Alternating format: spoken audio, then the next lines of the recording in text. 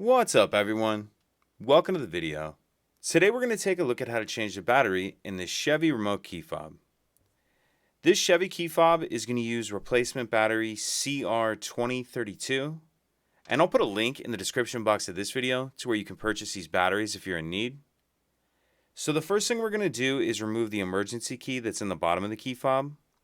That's done by pressing this button here on the side that my thumb's on, and the emergency key will pull out like that. Now if we hold the key fob with the buttons facing down and we take a look at that space right here where that key just came out of, what I'm going to do is stick the end of the key in that slot and then I'm going to pry up like this. So put the end of the key in the slot like that and then pry up, and it splits the two halves of the shell apart.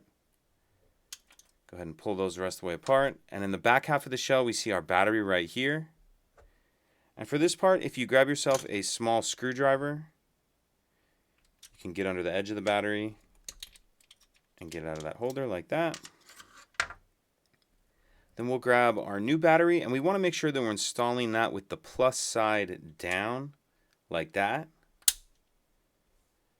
And then we'll snap the two halves of the shell back together, slide our emergency key back in, and that's it.